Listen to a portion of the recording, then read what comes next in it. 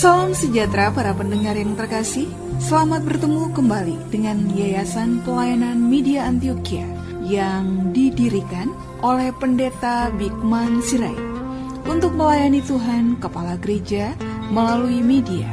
Untuk memperluas wawasan umat Tuhan, PAMA juga menerbitkan tabloid Kristen Reformata, Reformata Online, Reformata Audio Streaming. Juga tersedia buku-buku karya Pendeta Bigman Sirait dan ratusan CD khotbah. Doakan dan ikutilah pelayanan PAMA di radio di berbagai kota dan pelayanan televisi di Indovision, Live Channel, Kabelvision, Family Channel. Untuk informasi lebih lengkap, klik www.reformata.com, www.reformata.com, www.reformata.com. Kini tibalah saatnya kita akan menikmati kebenaran firman Tuhan bersama Pendeta Bigman Sirait. Selamat mendengarkan, Tuhan memberkati. Baik saudara, kita akan membuka Alkitab kita dari Kolose 3 ayat 10, kemudian Amsal 29 ayat yang ke-19. Berikan juga pembatas Alkitab di sana. Dan kemudian Yehezkiel 36 ayat 26, saudara juga memberi pembatas Alkitab di sana. Baik, jika saudara sudah menemukan, kita akan membaca dulu dari Kolose pasal yang ke-3. Kolose 3 ayat 20, kita akan membaca pada hitungan ketiga, 1, 2, iya. Hai anak-anak, taatilah orang tuamu dalam segala hal, karena itulah yang indah di dalam Tuhan. Saudara yang kekasih, pada waktu kita memikirkan bagian ini, kita diperhadapkan kepada satu realita, bagaimana anak harus taat kepada orang tuamu. Dan itu dikatakan menjadi suatu bagian daripada apa yang Tuhan perintahkan. Oleh karena itu, mentaati orang tua menjadi gugatan yang mutlak bagi tiap anak. Sama seperti ibu punya kewajiban, kemudian ayah punya kewajiban, orang tua terhadap anak dan sebaliknya. Nah, yang menjadi menarik di dalam bagian ini perlu kita pikirkan bersama adalah bahwa ketika seorang anak dituntut untuk taat kepada orang tuanya sebagai bagian dari apa yang Tuhan tetapkan, menjadi pertanyaan serius kita adalah, apakah anak itu kemudian otomatis taat? Anak bisa jadi tidak taat. Kalau begitu anak itu melanggar perintah Tuhan. Iya. Tetapi ada pertanyaan kedua yang menarik juga. Kalau anak itu tidak taat, kenapa? Lah kalau orang tuanya gagal mendidik anaknya. Berarti apakah orang tua juga punya obligasi terhadap kegagalan itu? Atau punya tanggung jawab terhadap kegagalan itu? Jawabnya juga iya. Jadi anak bertanggung jawab dalam ketaatannya terhadap orang tua. Tetapi orang tua juga bertanggung jawab dalam membentuk ketaatan anak terhadap dirinya. Karena itu akan menjadi gugatan tuntutan yang paradoks. Yang wajib taat terhadap orang tua dan orang tua mengajar anak menjadi taat adalah dua gugatan yang datang dalam dua arah. Ya, sehingga dua-duanya harus dipenuhi menjadi satu tuntutan yang tidak boleh diabaikan begitu ya. Nah, oleh karena itu saudara-saudara yang kekasih, ini menjadi hal yang penting untuk kita pikirkan bersama. Bagaimana seharusnya kita memahami kebenaran itu. Nah, oleh karena itulah ketika anak dituntut taat pada orang tuamu. Dalam apa? Dalam segala hal. Karena itulah yang indah di dalam Tuhan. Nah, nanti ini akan menjadi pemikiran kita juga. Bagaimana anak kalau disuruh bohong sama orang tuanya. Apakah kemudian dia juga harus taat dalam segala hal? Nah, saya pikir harus diwarnai dan dipahami dalam kebenaran firman. Ya, karena itu yang Tuhan kehendaki. Tapi pasti amat jelas bukan? Tuhan tidak pernah menghendaki kamu jadi pembohong kan. Jadi itu bukan debat kusir yang terlalu perlu untuk diperdalam. Tetapi pada hakikat dan prinsip ukuran apa yang menjadi kedaulatan Allah terhadap nilai-nilai itu. Dan itulah yang penting. Oleh karena itu saudara, bagaimana kemudian ketaatan itu menjadi satu nilai yang penting di dalam kehidupan anak. Ya, bagaimana itu terbentuk di dalam Amsal pasal 31 ayat 1 dikatakan begini. Inilah perkataan Lemuel, Raja Masa yang diajarkan ibunya kepadanya. Ya. Lalu di dalam Amsal pasal 1 ayat ke-8 dikatakan juga. Hai anakku, dengarkanlah didikan ayahmu dan jangan menyia-nyiakan ajaran ibumu. Dua aspek ini menjadi menarik. Pertama saudara adalah kedua orang tua terlibat dalam pembentukan ketaatan anak dengan ajaran. Jadi ayah dan ibu tidak bisa lari daripada itu. Sehingga ketika ayah dan ibu harus memainkan lakonnya, bagaimana penulis Amsal menaruh didikan ayah dan ajaran ibu. Ajaran adalah sesuatu materi yang perlu disampaikan sebagai sebuah kebenaran. Sementara didikan adalah proses terus menerus membentuk orang itu menjadi seorang yang memahami apa yang mestinya dilakukan. Saya kasih contoh, guru mengajar di dalam kelas, itu namanya proses belajar mengajar. Maka dia sudah menyampaikan ajaran. Tetapi guru yang tidak menjadi role model, dia tidak menjadi pendidik yang baik. Pendidik itu adalah sesuatu yang tidak pernah selesai. Artinya begini, kalau ajaran itu kan 1 semester ujian. Lalu 1 periodik bisa lulus SD, lulus SMP. Pendidikan nggak pernah selesai.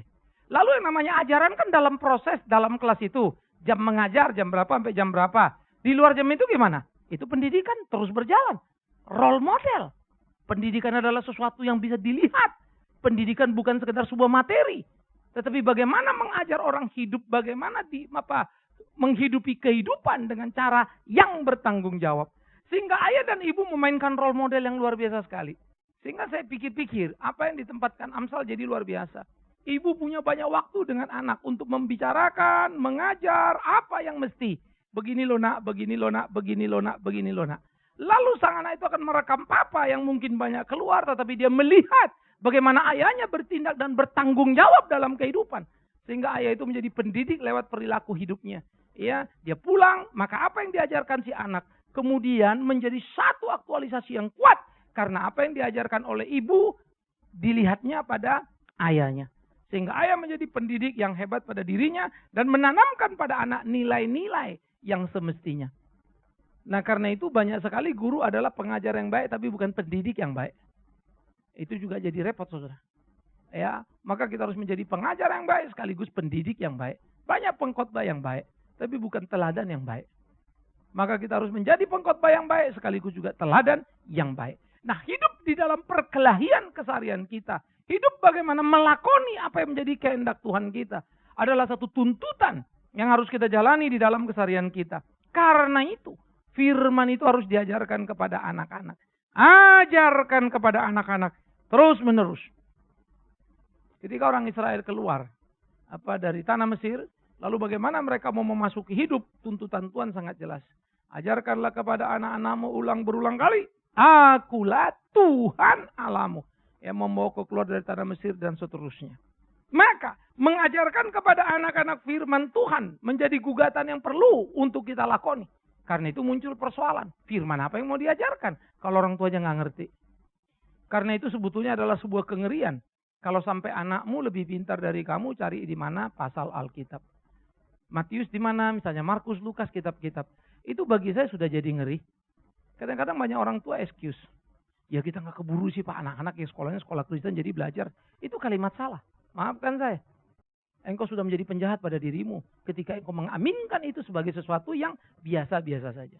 No, salah. Karena itu engkau harus belajar lebih lagi. Ya, kita mesti lebih ngerti. Ya. Dan yang kedua kemudian ketika kita tahu kitab itu, mesti tahu juga isinya bukan? Bagaimana kita mau mengajar? Kalau dia tiap kali bertanya kita nggak bisa jawab. Supaya bisa jawab gimana? Ya kita juga mesti belajar.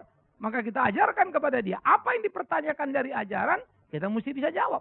Kalau kemudian dia mendengar sesuatu di luar, ditanya pada kita nggak bisa jawab, kita masih bisa cari informasi ke kiri dan ke kanan. Itu menjadi beban moral bagi seorang tua. Jangan harapkan anakmu pernah akan menjadi anak yang taat kalau engkau tidak memberikan apa yang dibutuhkannya. Dan yang dibutuhkan utama dalam ketaatan adalah pengenalan akan firman itu. Nah, kemudian ketika kita mengajarkan kepada dia firman Tuhan, kita juga mesti mengajarkan kepada dia nilai-nilai kehidupan. Karena banyak juga anak-anak kita yang jadi rada aneh. Semua ayat hafal. Ya. Tetapi kemudian dalam pergaulan jadi kuper.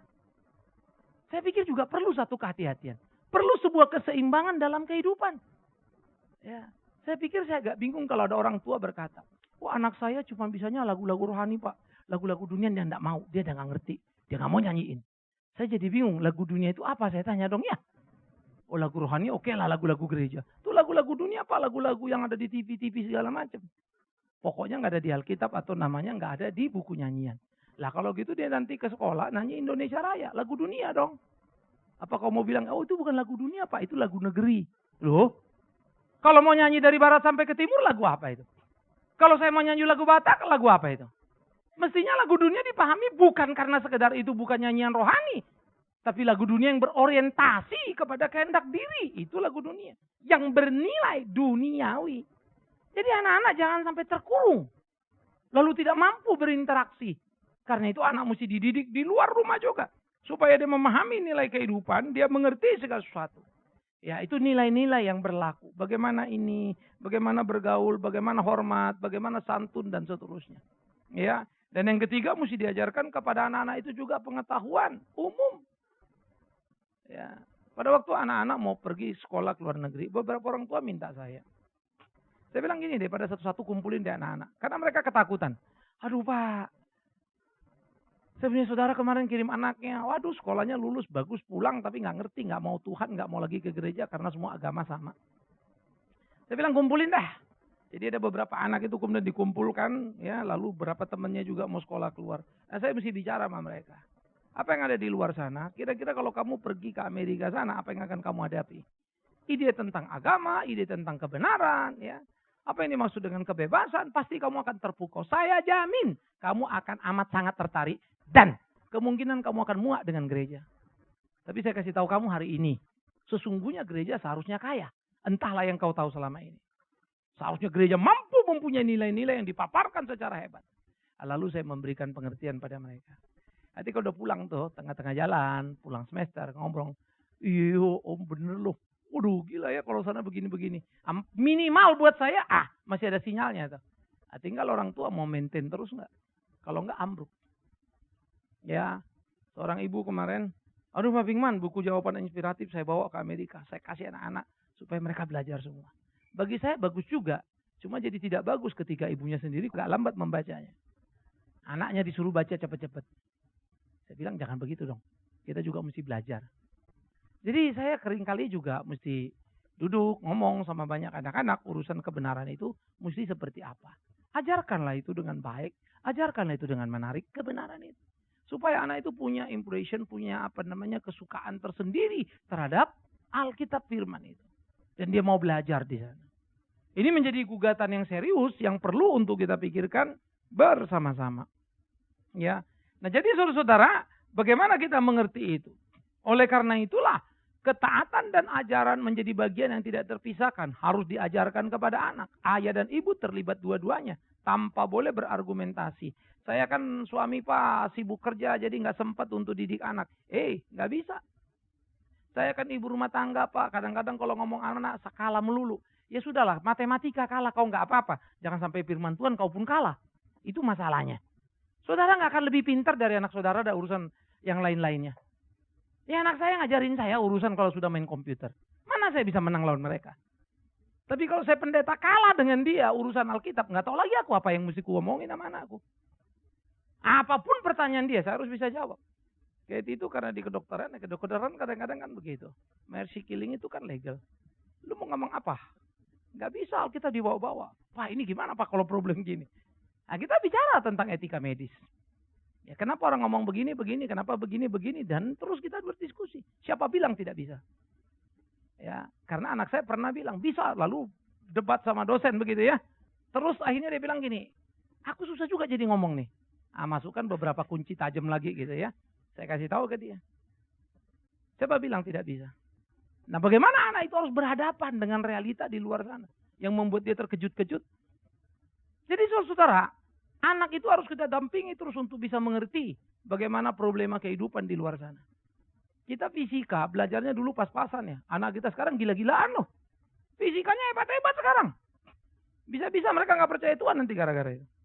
Ya, saya berani taruhan kalau anak-anak kita sekarang ngomong sama kita. Secara umum, secara evolusi. Bisa jadi anak kita secara teori ya, lebih kuat dari kita. Karena perkembangan sains yang begitu hebatnya, itu ditumpahkan pada anak-anak sejak dini. Ditambah lagi, anak-anak bisa akses ke internet. Lalu mereka belajar banyak yang kita jarang-jarang buka. Maka mereka ada di sana, lihat di sana, belajar di sana. Karena itu saudara, berapa seriusnya orang tua masa kini sebagai orang tua Kristen digugat di dalam mendidik dan mengajar anak itu. Maka kita memerlukan investasi waktu yang luar biasa dan pengorbanan ekstra untuk menginvestasi juga waktu bagaimana belajar kebenaran. Supaya kita bisa mengajar pada anak-anak kita. Ya, saya menemukan banyak anak-anak kritis. Buat apa ke gereja? Sama aja kok. Yang nggak ke gereja juga lebih baik dari yang di gereja. Untuk apa? Anak-anak diajar humanisme yang sangat tinggi, menghargai persahabatan, kejujuran. Buat apa jadi orang Kristen? Nggak bisa dipercaya, nggak bisa jadi sahabat. Ya, mendingan jadi orang dunia, tapi kita bisa pegang omongannya. Itu sebab kalau kita lihat di Indonesia, kalau kita bikin tanda tangan atau apapun, ya surat PO atau apapun, udah materai, tanda tangan, stempel. Ya, sometimes kalau di sana dicop aja tanda tangan nggak pakai materai, atau di tanda tangan kagak ada materai, dia cuma jawab, sekelembar surat ini mudah dibuang di apapun, tapi apa yang kukatakan itu pertanggungjawaban. Satu teman saya punya case di Singapura, secara paper dia cukup kuat sebetulnya, karena nggak ada paper perjanjian. Lalu dibawa ke court, lalu ada pengadilan, karena orang ini menggugat bagi hasil gitu ya. Jadi sebetulnya waktu mereka tuh ngomong-ngomong, oke, nanti kita bagi hasil, tapi dirumuskan nggak utuh papernya. Tapi sidang terus,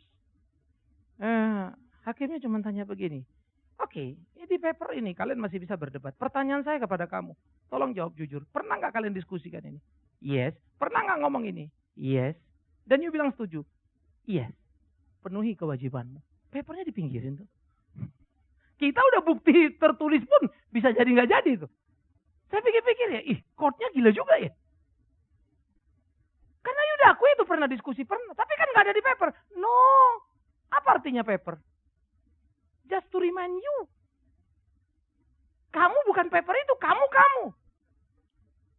Ya udah, dia bilang, terus lu nggak debat, Pak? Di sana makin debat bisa makin parah lagi, makin berat. Ya udah kita terima aja putusannya. Finish. Lalu dia mesti bayar berapa ratus ribu US pada waktu itu. Ya, daripada rame Pak. Tapi saya pikir-pikir ya benar juga. Hebat ya. Legalitas hukum itu tinggi setengah mati loh. Di sini sudah ada surat keputusan MA pun bisa dilawan. Karena penuh keajaiban. Enggak heran kalau anak-anak makin hari makin kurang ajar dan ngelawan. Jangan heran kalau anak-anak tidak ada sopan santun lagi sama pemerintah ini. Jangan heran orang kalau tidak lagi mau taat pada pemimpin. Kacau balau. Mengerikan ya. Nah jadi di sini kita belajar saudara yang kekasih pada realita ini. Aspek yang kedua yang kita mau lihat dari Amsal 29. Ya. Ayat 19 dikatakan begini. Coba kalau sudah ketemu kita baca sama-sama ya. Amsal 29 ayat 19 ya. Siapa yang sudah ketemu? Pada hitungan ketiga kita baca. 1, 2, iya. Dengan kata-kata saja seorang hamba tidak dapat diajari. Sebab walaupun ia mengerti namun ia tidak menarik ketika dikatakan kalau kamu pemimpin ngajar hambamu itu enggak cukup dengan kata-kata saja. Dia enggak akan mau. Sama dengan anak saudara. Orang tua mendidik anak. Kita jengkel. Kamu nih diomongin. Kamu enggak mau dengar. Kamu berapa lama lagi ngerti? Sebetulnya kalimat itu cuma mengulangi kalimat yang emak kita pernah ngomong sama kita juga sih ya. Kamu ini berapa lama ngerti? Kamu ini diomongin gak ngerti-ngerti. Waktu kita anak-anak, mama kita juga ngomong begitu tuh. Bapak kita juga ngomong gitu. Dan memang kita gak ngerti. Gantian kita tua ngomong lagi sama anak kita. Kita lupa. Kita dulu pun pernah gagal. Sekarang contoh saja. Apa yang membuat kamu bisa mengiyakan orang tuamu? Respekmu. Dari mana respek itu datang? Keteladanan. Oleh karena itu saudara, tidak cukup hanya mengajarkan kepada anak itu apa yang harus diajar. Tapi modelnya apa? Nilainya seperti apa? Founding father kita kalau bicara, semua orang mengiyakan. Karena mereka, presiden iya, pejuang iya, dibuang pun pernah. Kalau yang sekarang gak pernah susah, tahu-tahu enak-enak saja. Ngomong, yang gak didengerin. Tahu dia ngomong, dia juga gak lakukan kok. Ya. Oleh karena itu saudara menjadi role model menjadi sangat penting. Oleh karena itu, mengapa saya harus taat kata anak? Lihat papamu. Lihat mamamu. Seperti kami taat pada Tuhan. Kami taat pada oma dan opamu.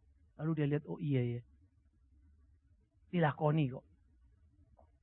Kenapa saya harus dengar oma opa? Oma opa juga ngomong seenaknya saja. Maksa aja mau-maunya. Anak-anak kita tidak bisa lagi bodoh-bodohi. Hari ini mungkin kita bisa pakai rotan untuk mengancam dia. Tapi maafkan saya, umurnya akan bertambah. Rotanmu itu dipatahkannya. Dan dia akan mulai melawanmu. Akan tiba waktu di mana dia bisa berdiri sendiri. Oleh karena itu ayo kita investasi hidup kita dengan sungguh-sungguh. Berkelahi dengan jujur. Nah ini menjadi pemikiran kita yang mesti kita perhatikan. Oleh karena itu model keteladanan kita adalah alasan anak yang paling kuat untuk dia mau menjadi taat. Saya suka ungkapan 1000 perkataan kurang kekuatan, tapi 1 perbuatan sangat dahsyat kekuatan yang dihasilkan. Ketika perbuatan itu jadi contoh. Ya. Dan saya pikir ini yang sangat diperlukan. Kegagalan kekristenan, kegagalan gereja masa kini dalam tataran kualitas adalah terlalu banyak khotbah KKR, tapi tidak kelihatan perbuatannya. Beda antara khotbah dan perbuatan. Sehingga ini menjadi bagian yang mesti kita perhatikan. Bagaimana dalam keseharian kita berkelahi, saudara.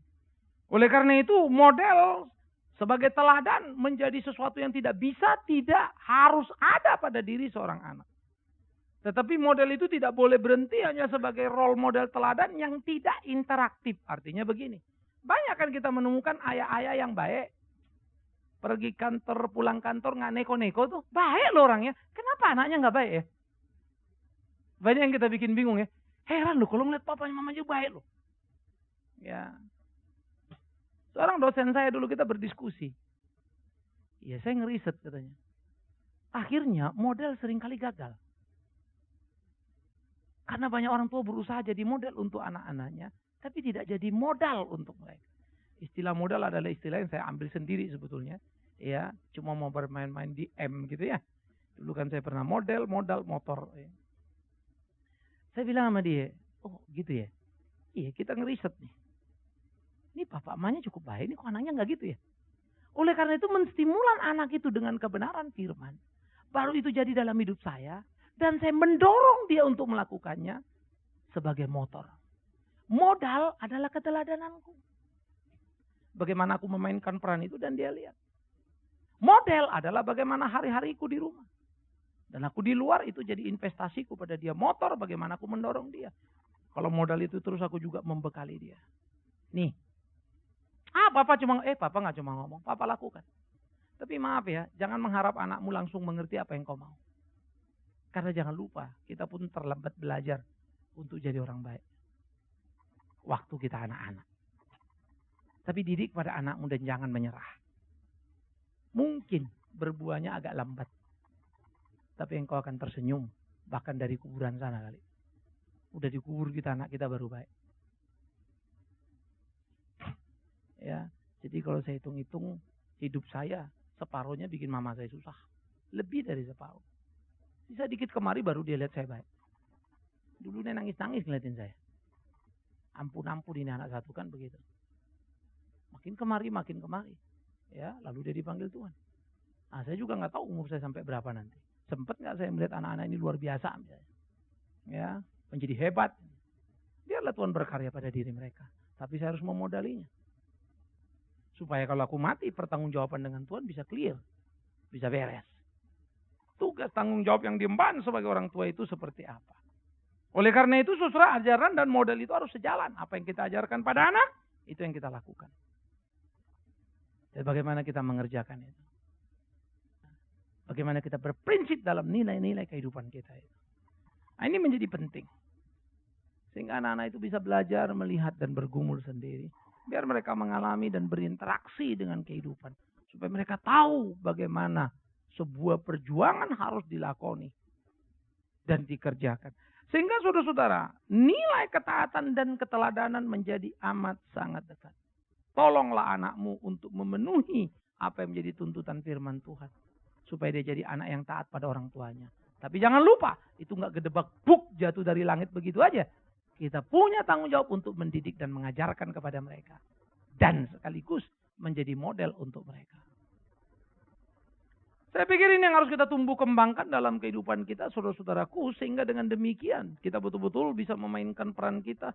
Dan berjalan dalam kehidupan kita dengan tidak gentar terhadap berbagai persoalan, pergumulan yang datang silih berganti. Tetapi bagaimana sungguh-sungguh kita mengerjakan apa yang menjadi kehendak Tuhan. Supaya kita sungguh-sungguh kuat dalam hidup kita. Ya. Di dalam Yeskiel 36 ayat 26. Yeskiel 36 ayat 26 dikatakan begini. Bagi saudara yang sudah ketemu tadi pembatas dibuka, kita baca sama-sama ya. Kamu akan kuberikan hati yang baru dan roh yang baru di dalam batinmu. Dan aku akan menjauhkan dari tubuhmu hati yang keras dan kuberikan kepadamu hati yang ketaatan pada anak harus menjadi sikap iman dari orang tua yang percaya. Kuasa Allah akan nyata dan bekerja pada diri anak itu. Ya. Kita mengajar, bagus.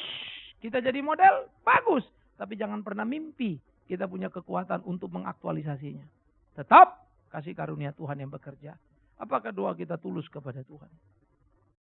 Apakah hidup kita tulus di hadapan Tuhan?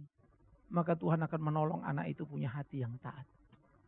Berproses dalam kehidupan ini. Karena itu kita harus berlomba dalam menolong anak taat seturut dengan ketidaktaatan atau perlawanan anak itu. Maksudnya gimana Pak? Makin bebal anak itu, makin betul-betul kita menyerahkan diri. Makin sulit anak itu diatur, makin betul-betul kita mengajarkan kebenaran ini. Perkelahiannya sengit. Kita nggak bisa abai bilang udah urusan dia bodoh amat. Sometimes mungkin saking emosinya kita keluar kalimat begitu. No. Nah, itu sebab orang tua selalu punya reserve dalam batinnya. Selalu punya stok air mata untuk anaknya. Menangis. Mungkin anak itu tidak pernah lihat. Tapi air mata yang menangis, doa yang disandungkan, nggak akan pernah sia-sia. Jadi saya pikir ini jadi perlu.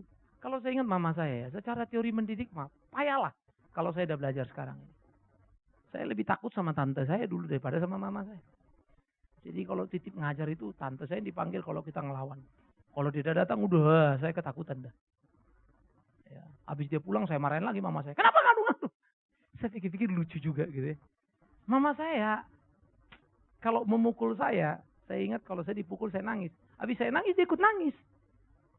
Terus dia nangis lagi. Kamu sih tadi nakal, kamu sih tadi. Lalu dia nangis lagi. Akhirnya itu jadi kurang baik juga. Karena dia mukul saya nangis, dia ikut nangis. Jadi lama-lama saya juga gak takut lagi kalau dipukul. Ntar sama-sama nangis ini kok. Kan kira-kira begitu ya. Tapi memang dia punya pergumulan personal dalam kehidupan berumah tangga.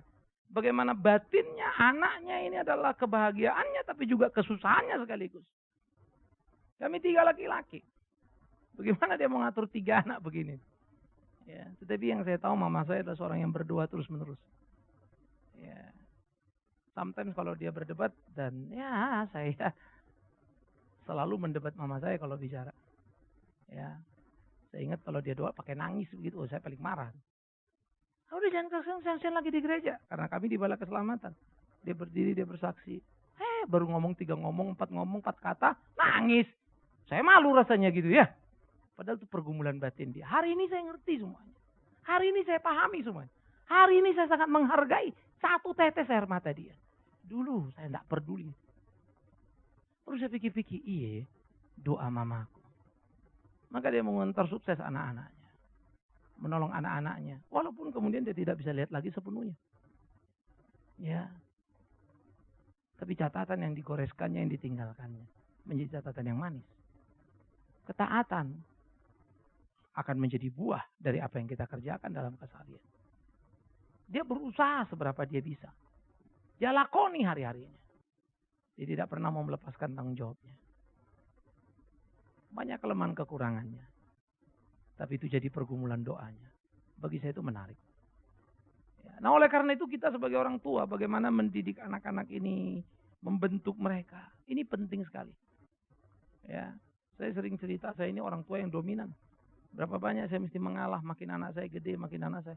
Saya bukan gak bisa. Saya tampar pun mereka bisa. Tapi bagaimana saya mulai belajar menghargai. Kadang-kadang sakit. Karena saya harus mengurangi kekuasaan saya terhadap anak-anak saya. Mereka sudah bertumbuh. Ya. Buat anak-anak kadang-kadang dilepas malah jadinya cenderung agak kurang ajar dalam tanda petik. Memanfaatkan mungkin. Ini begitu. Ini. Padahal sebetulnya gak begitu maksud kita. Tapi memang.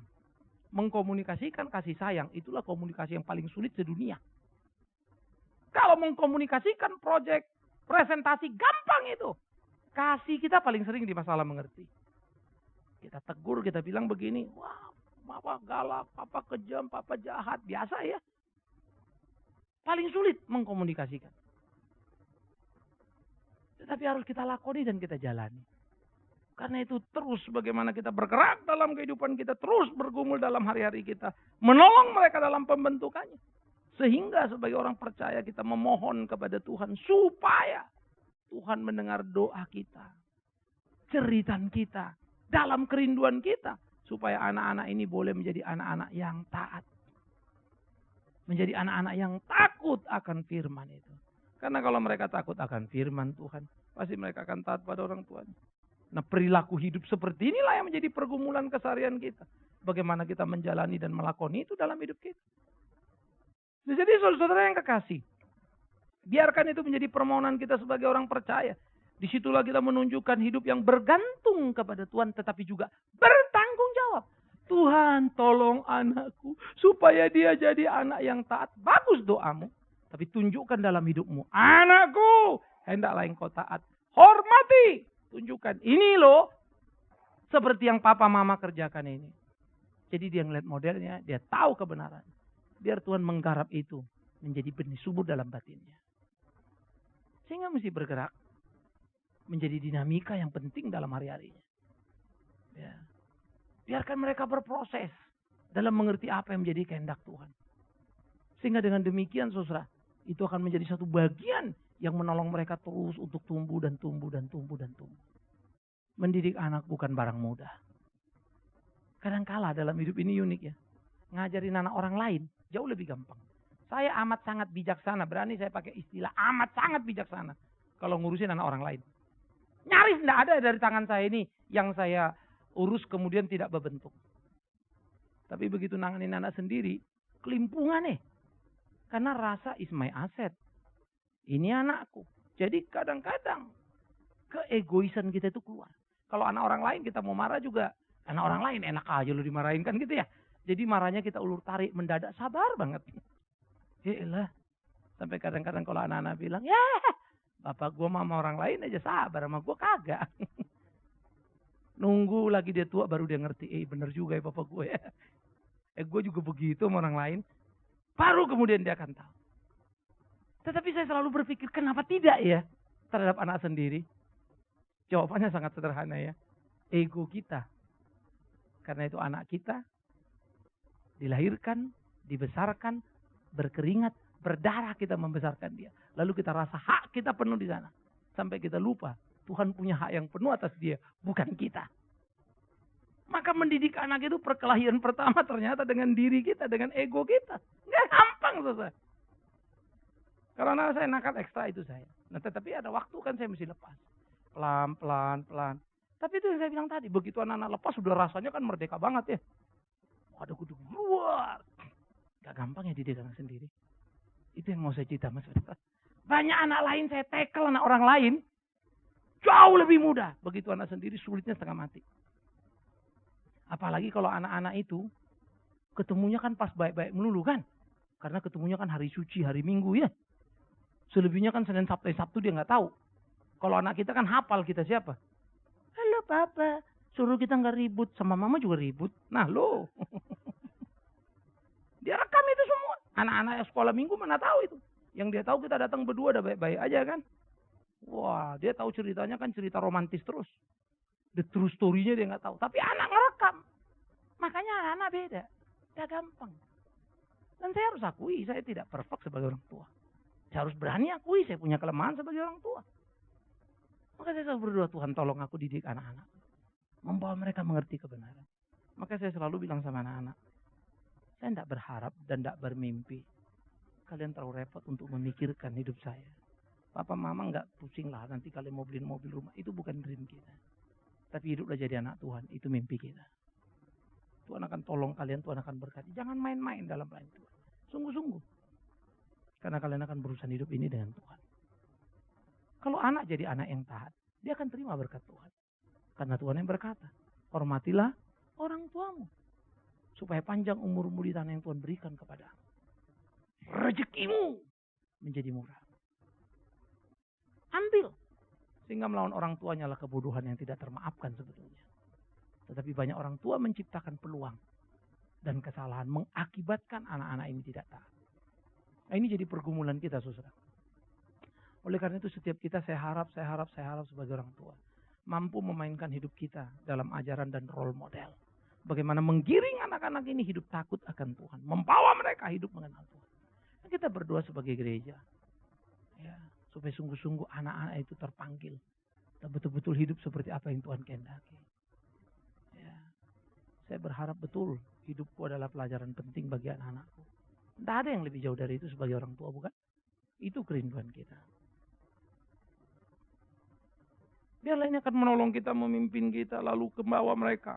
Dan terus hidup mengenal Tuhan. Biar hari anak ini kita jadikan momentum perenungan kita juga sebagai orang tua. Apa yang sudah kita lakoni. Apa yang sudah kita jalani. Di dalam hari-hari kita. Bagaimana kita menolong anak-anak kita itu. Menjadi anak-anak yang taat. Anak-anak yang ngerti. Saya pikir ini menjadi pemikiran serius yang perlu kita tumbuh kembangkan. Sebentar anak-anak kita akan ada di depan. Kita coba untuk memberikan mereka apresiasi. Ya, bagaimana nilai-nilai itu ditanamkan. Bagaimana hal itu menjadi pembelajaran penting. Tetapi ada bagusnya di kesempatan ini kita berpikir. Ingat, anak-anak itu bukan sekedar anak-anak yang lahir dari rahim seorang ibu saja. Tapi anak-anak di sekitar kita. Saya harap kita belajar juga mencintai semua anak-anak. Menolong mereka untuk bisa tumbuh. Anak-anak itu supaya punya kesempatan. Kalau kau bisa jadi ayah, kalau kau bisa jadi ibu bagi seorang anak. Yang dipanutnya, figurnya. Berikan waktu untuk membentuk dia. Ya, menolong mereka, membawa mereka. Biar kita mendidik anak-anak itu seperti anak kita. Supaya mereka menjadi hebat dalam hidup ini. Unggul dalam berkelahi. Maka saya percaya, kita pun sebagai orang tua akan diberkati Tuhan dalam hidup kita. Kita pun sebagai orang tua akan dituntun oleh Tuhan. Di tengah kehidupan. Sehingga hidup kita sungguh-sungguh menjadi hidup yang penuh makna. Mainkan peran yang tidak sederhana ini. Karena memang itu adalah panggilan kita sebagai orang percaya. Jangan menyerah terhadap benturan dan kesulitan. Tapi ingat, kemenangan ada pada perubahan diri kita. Menuntut perubahan anak, itu satu bagian. Tapi jangan lupa, perubahan diri kita sebagai orang tua adalah penentuan. Makin mengenal Tuhan, makin dekat dengan Tuhan, terus membawa mereka menyadari kehidupan. Dan sekedar satu gambaran untuk menutup khotbah ini, saudara. Amerika mengalami kesulitan yang sangat radikal dan sangat berat. Pada tahun 50-an terkenal dengan istilah The Lost Generation. Pada tahun 50 itu muncul kelompok-kelompok UP di Amerika. UP itu adalah orang-orang yang bekerja gila-gilaan, workaholic. Maka laki-laki dan perempuan bekerja berkompetisi. Karena akhirnya siapa yang pegang uang, siapa yang menguasai uang, dia menguasai rumah. Terjadi tarik-menarik dan merusak rekonstruksi di dalam rumah. Nah, kelompok-kelompok UP ini bekerja secara luar biasa, uang segala-galanya, lupa investasi waktu. Time is money. Padahal time is life juga, time is a process. Lupa, hanya time is money. Maka money, dan money. Anak-anak terabaikan. Lalu anak-anak ini kemudian muncul dan mulai memberontak. 60-an, gaya hidup sudah mulai ke drugs. Ya, lalu munculnya musik-musik keras sebagai bentuk pemberontakan. Itu aslinya rock. Itu aslinya musik-musik metal. Perlawanan.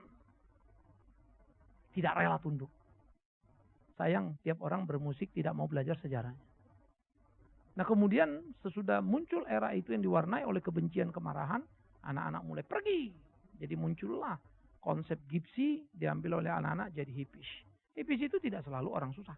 Banyak anak orang kaya pun pergi. Ya, saya pernah kenal satu orang, pemilik pabrik susu, bapaknya di Australia. Sampai saya garuk-garuk kepala. Saya pikir-pikir ya, kita ngeliat dia begini-begini, tidur jalan jaksa begitu loh. Lah, anaknya yang punya pabrik susu. Nah, ini hidup saya. Karena hidup adalah kebebasan, pergi kemana dia mau. Nah, itu mengembara, saudara. Sehingga dari 50, 60, 70, 80 terus bergerak, terus berkembang ya. Dari musik rock kepada hippies, dari hippies kepada gaya hidup yang asosial, dan 2000 terjadi ledakan yang gila. Ketika anak-anak itu menjadi anak-anak internet. Bukan lagi X generation tetapi sudah jadi Y generation. Nah, 50 tahun dari 50 ke 2000 meledak lagi. Anak-anak menjadi asosial. Mereka bermain di internet. Dari chatting sudah bisa menentukan untuk kawin. Gila ya, gak pernah ketemu. Maka bisa dibayangkan perkawinan akan menjadi perkawinan yang mengerikan. Just chatting. Tapi kita seringkali merusak anak-anak kita dengan mengurung dia pada dunia yang kita pikir aman. Sehingga dia kurang berinteraksi. Jangan bunuh anak-anakmu dengan itu. Beri dia ruang untuk mengenal di dunia itu. Tapi jagai dia. Jangan lepas begitu saja. Tapi jangan kurung dia.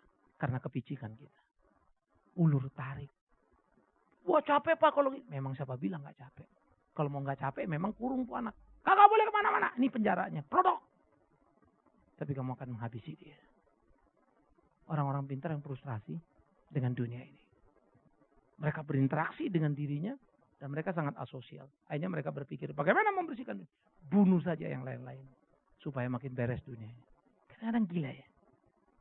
Banyak anak-anak itu menjadi antik sekali dalam berpikir. Dan menembak banyak orang. Perjuangan makin berat. Kehadiran gereja makin dibutuhkan. Kiranya anak-anak kita jadi model bagi teman-temannya. Bagaimana menolong teman-temannya. Mengajak teman-temannya makin mengenal kebenaran. Tidak mudah. Karena anak kita bisa jadi sendirian. 10 temannya lain arusnya. 20 lain. Kadang-kadang anak kita keseret. Maka kita mesti kuat lagi doa. Supaya dia kuat dan menarik yang lain. Mari kita tolong anak kita menjadi taat. Dengan memberikan modelnya. Dengan mengajarkannya. Dan kita konsisten dalam hari-hari kita. Amin.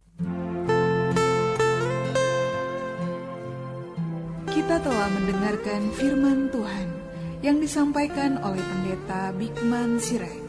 Bagi Anda yang merasa diberkati dan ingin menjadi mitra PAMA dalam melayani melalui doa, daya dan dana, silakan menghubungi kami melalui telepon 021 392 4229, 021 392 4229, email di pama_yayasan@yahoo.com, pama_yayasan@yahoo.com. Sampai bertemu kembali di waktu dan gelombang yang sama. Tuhan memberkati.